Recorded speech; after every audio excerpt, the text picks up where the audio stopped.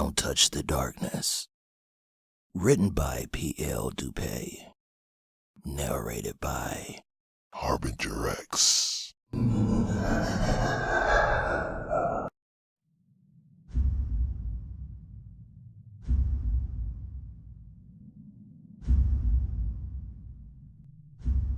Working at a morgue wasn't Victor's favorite thing to do, especially on a Saturday night.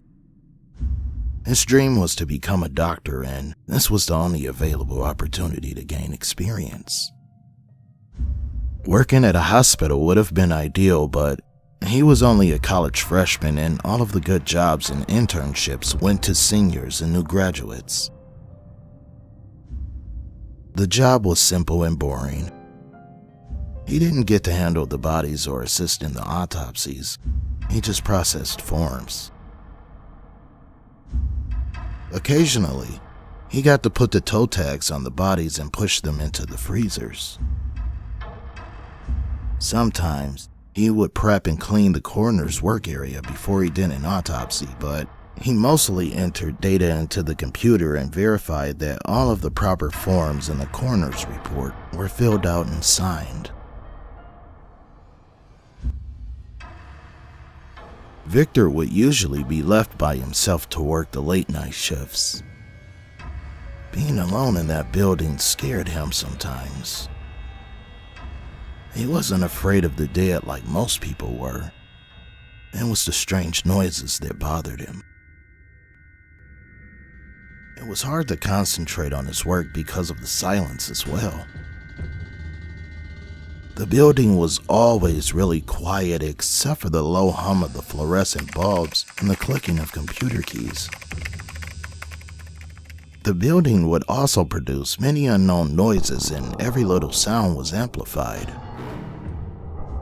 The one perk of the job was the files, even though he would never tell anyone that. Each person's file contained all of the gory details about their cause of death. Sometimes he would pull the bodies out of their refrigerated drawers and examine them while he read their files. Victor sat at his desk and lazily flipped through a folder. It was an old woman who died of a stroke. It was one of the boring files with nothing interesting in it. He had about 8 files to go through before he could go home, but was in no real hurry. The night before, he had stayed out late partying and drinking and was still feeling the effects. The coroner's name was Joe. He was a small man in his 60s with a full head of gray hair. He rushed across the room, hastily putting on his coat. He would usually leave soon after Victor arrived, but tonight he was leaving a little earlier than normal. You gonna be alright here tonight? Asked Joe. You ask me that every time. Victor smiled.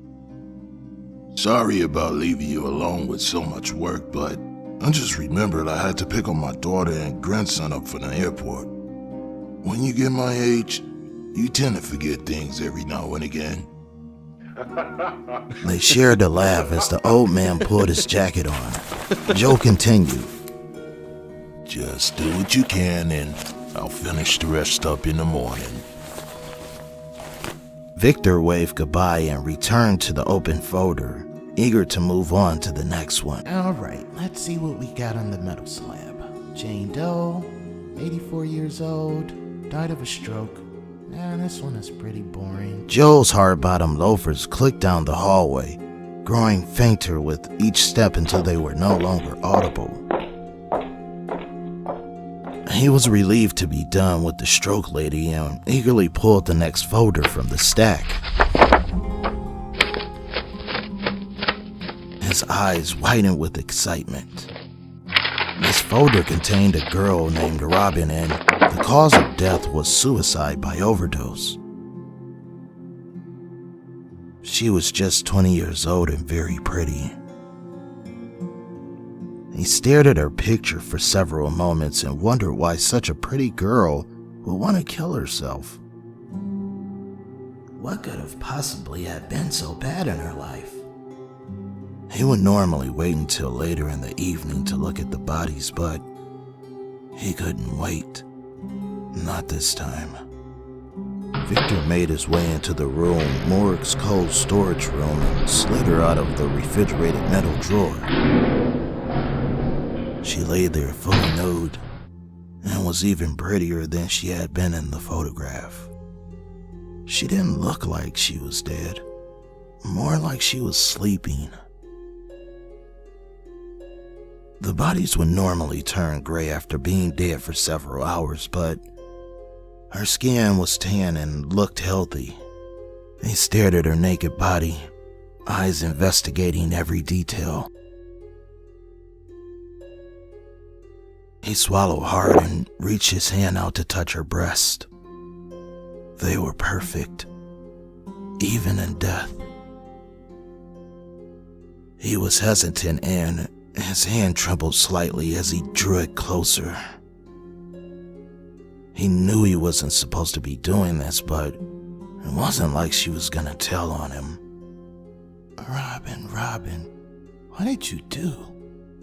It's so pretty, so beautiful. He nervously looked back at the room's entrance several times to make sure no one was watching him. His hand slid down the length of her body, across her breast, down her stomach, along her thigh, then back up. He had never touched a girl this pretty and moved slowly, admiring every contour. He didn't know why he was touching her or why he liked it so much, but he didn't let that stop him. He ran his finger over her pouty lips, leaving pink lipstick smeared on the tip. He brought it to his mouth and tasted it. To his surprise, he had an erection, and after some mental debate, he used his free hand to unzip his zipper. He was planning on relieving himself. As his unoccupied hand made its way back to her breast, he heard his name whispered. Victor! He quickly turned towards the door, certain he had been caught, but no one was there. He turned back around to find the girl's eyes open and fixed on him. Please don't do this to me. She whispered. What the fuck? He tripped and fell backwards, his head and back hitting the wall on his way to the ground. He grabbed his head in pain and rolled around on the tile floor, cradling it as he groaned. When he checked the back of his head, his hands came away with no blood. A chain of obscenities escaped him as he sat there. Fucker shit. He looked up at Robin's corpse, waiting for it to move, but she remained lifeless. The longer he stared, the more he felt like an idiot. A nervous laugh escaped him, and he felt he deserved to be scared for what he was doing. Having enough excitement for the night, he returned back to his desk. He could not look at her file anymore, so he moved on to the next one. There was a black man in his mid-20s with 2 gunshots to the chest. One bullet punctured his lung, the other went through and hit his spine. Victor cringed at the thought and wondered what the wounds looked like. He would normally have had a look at the body, but because of what had just happened, he decided to stick to the files. A long, slow cry of an unlubricated door hinge poured through the building. Victor turned towards the sound, still inattentive, waiting for the source to reveal itself. Maybe Joe forgot something and came back to get it. Victor hoped this was the answer. The click-clack sounds of hard-bottom shoes made their way down the long entrance hallway. Victor relaxed at the sound and returned to the file. The footsteps made their way, step by step, down the hallway and into the main room. Without turning, Victor said, Forgot something else, huh? Silence filled the room once again. He swiveled around in his chair, smile still on his face, and found that he was alone. The smile quickly melted away. He ran out of the room into the hallway and found that it was empty. The hallway was about 30 yards long, leading straight to the exit, and no one was there. Victor took this as a sign to head home. He had experienced enough creepy stuff for one night. As he gathered his things, he remembered that he didn't push Robin back into the freezer drawer. He strode back into the storage room and stopped dead in his tracks. Robin was gone. A cold chill ran through his body as he stared at an empty metal slab where the dead body of Robin was supposed to be. Either he had imagined the girl or she wasn't really dead. He wasn't sure which he preferred. Thoughts raced through his brain, searching for a rational explanation. She would have said something if she woke up in a morgue, right? The best thing to do was to call Joe and tell him what happened, leaving out the details about his grope session, of course. He wanted to leave so badly. He was scared like never before, so he decided to make the call from the car. He turned all the lights in the main room off and quickly headed towards the exit. The hallway was lined with 4 sections of overhead lights and had a switch every 15 feet to turn off that section. Victor began down the hallway. He clicked the first switch, casting the section behind him into darkness. The feeling of being followed permitted his thoughts, but he didn't look back. He was afraid that if he turned around to look, he might actually find something. Second switch, click, more darkness. His pace quickened. Third switch, click. Finally, he was at the exit. He exhaled a long sigh of relief as he pushed the door open and stepped outside. The cold night air hit his face. As he turned to switch the final light off, he was surprised to find that the first light in the hallway was on. What? Maybe in his haste, he had failed to push the switch down completely. I could have swore I turned that off. Victor made his way back down the hallway, turning on each switch that he passed until he reached the first one. He pressed down on the switch hard, making sure that it was off this time. As he approached the second light, the footsteps started again, slowly approaching from behind. Victor looked back into the darkness and saw nothing. He ran, slapping each switch and turning to make sure the lights in that section were off. When he reached the exit door, he paused, staring into the black hallway. Free from the confines of the morgue walls, Victor flashed his middle finger towards the dark hall in triumph. Fuck you! Then flipped the final light off. His hand plunged into his pocket, expecting to find his car keys. His hand moved from pocket to pocket, searching but coming up empty. When Victor found that Robin was missing, he had been so consumed with the event that he failed to pick up the keys from the table. Fuck. He had no choice but to venture back into the building that he offered a cocky middle finger to only moments ago. He was afraid to go back inside, but he had no choice. He felt like a child being afraid of the dark and of that place. It's nothing but a building full of dead people. Nothing to be afraid of. For several minutes, he tried to convince himself that he was being childish. It's just your imagination. Yeah, it's just my imagination. He said to himself over and over. Finally, he built up the courage and ran full speed down the hallway.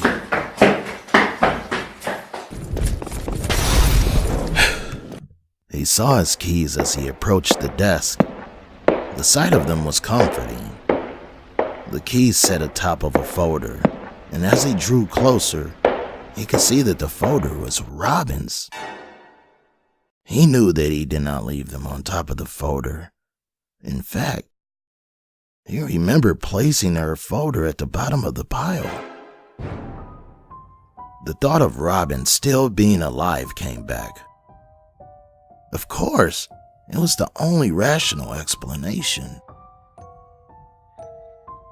Squeaking doors, lights, and strange sounds, she was probably wandering around in the dark looking for help.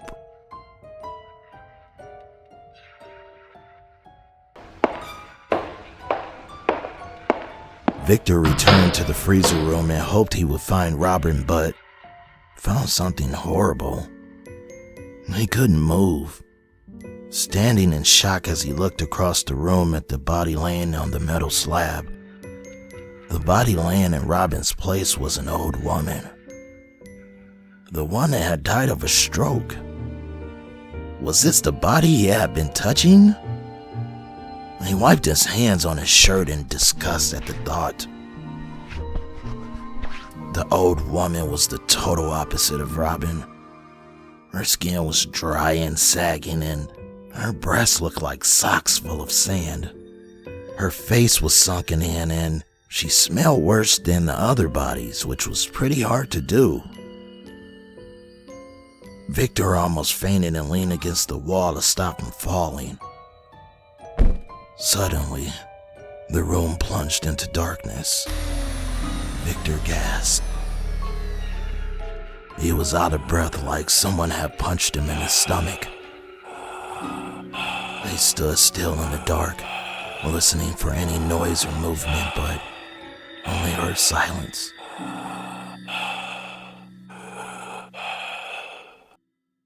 He shifted his weight and stepped away from the wall. The lights flashed back on. Surprised, he looked around for an explanation and realized that he had leaned on the light switch. He felt even more childish than before. He wondered if the night could get any stranger, but before he completed the thought, he had gotten his answer. Across the room on that same metal slab was Robin. She lay there just as she had before. As he pushed her body back into the freezer, he noticed a dark purple and burgundy ring around her neck. He hadn't noticed it before, maybe because he was paying so much attention to her tits. Returning to his desk, he grabbed his keys and paused for a moment, staring at the folder. Curiosity got the best of him. He had to check something. In the cause of death section, it read strangulation. Somehow, the COD had changed from suicide by overdose to this. He read more and found that Robin had been raped and strangled to death in a gas station bathroom. He flipped through the pages and stopped on an empty form with the words, "Don't touch me," written in pink lipstick. Victor backed away from the desk. He had his keys and his curiosity quenched. He now wanted out of the building. He made his way into the hallway and ran right past the light switches without turning them off. Even though the hallway was only about 30 yards, it seemed to stretch on for a mile.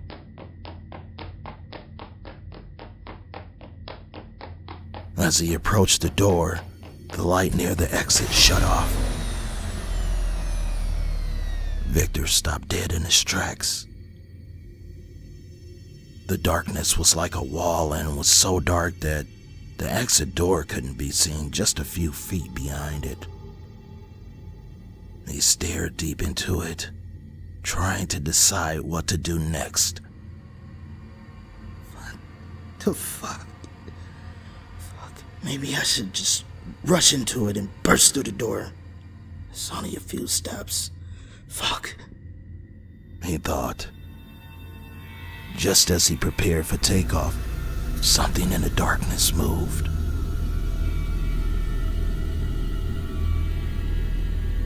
The onyx silhouette moved just beyond the border of the darkness. His plan seemed more dangerous now that the shadowy figure lurked in front of him.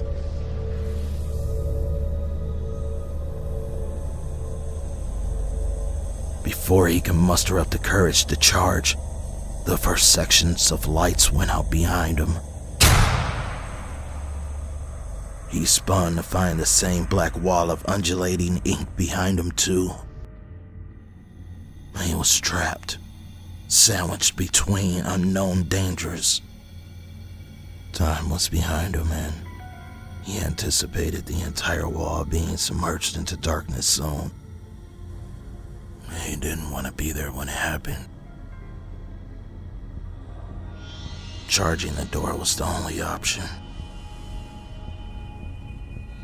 He exploded into a full sprint towards the door, screaming out in a battle cry in some sort of ill attempt at intimidation.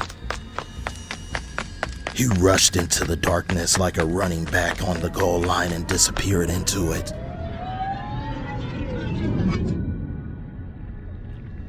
Victor instantly felt weightless, like he was falling. He couldn't see, but felt cold and sticky like he was in an ocean of cool honey. Even though he felt like he was weightless, he could barely move his arms and legs. He struggled with all of his strength and only moved a few feet. He felt that at any moment, he would push the door open and be outside.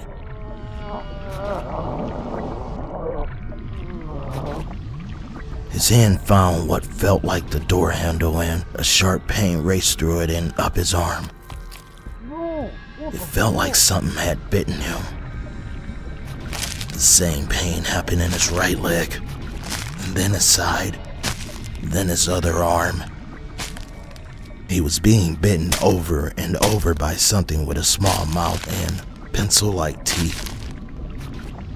As he opened his mouth to scream, the dark honey slid into his mouth and down his throat. He squirmed in pain and tried to move away from the door, but could only move a little at a time. Just as he thought he would suffocate, he was spewed from the darkness out onto the hallway floor. He coughed and gagged as he sucked in large gulps of air.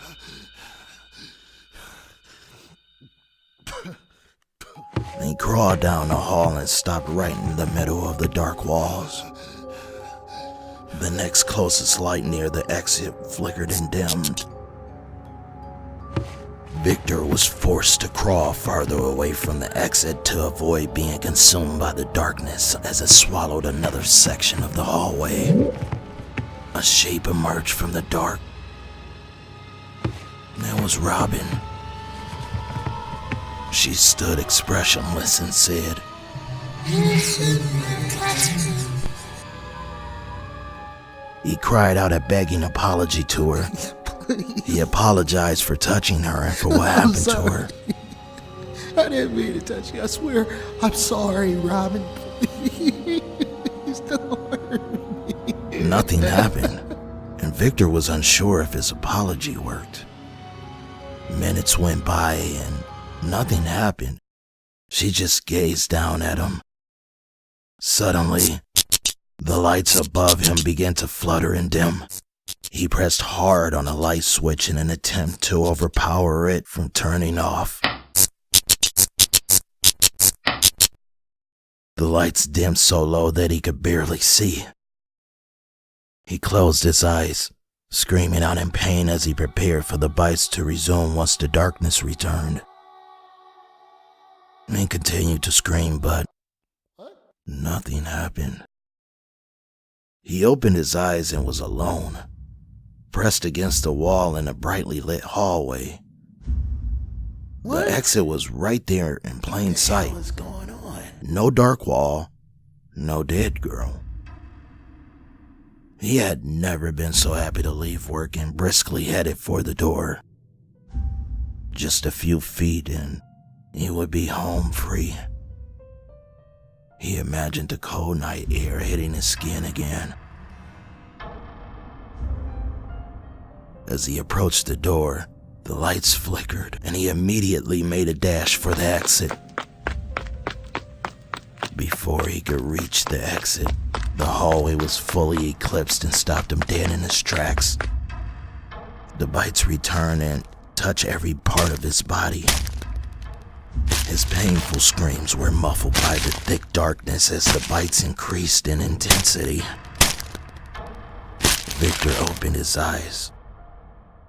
He was laying on the ground in front of Robin's body. Confused and not sure where he was, he scanned the room until his memory returned. He must have hit his head pretty hard and blackened out when he thought that the girl's dead body had spoken to him. He laughed, happy to not be devoured by the darkness. There was no such things as ghosts anyway. He should have known better. He stood up and stared at Robin's body again. Even though the bites and the darkness were still very present in his mind, he pushed them to the side. All of that was just his subconscious guilt manifesting itself in a screwed up dream. He reached his hand out and poked her body with his index finger. She remained still and silent. Even though he had imagined all of the evening's horrors, he was still mentally exhausted. He pushed the body into the freezer drawer, turned the lights off in the main room, and headed for the exit. One by one, he flipped the lights off in the hallway as he passed them. He had never been so relieved to leave work. Standing in the exit doorway, he turned and looked back down the hall. His body went cold as he saw that the first section of lights were on. He stared in disbelief, but had no intention of going back inside to turn them off. He reached into his pocket, searching for his keys. In his haste, he had forgotten to pick them up from the desk. He had no choice but to go back inside.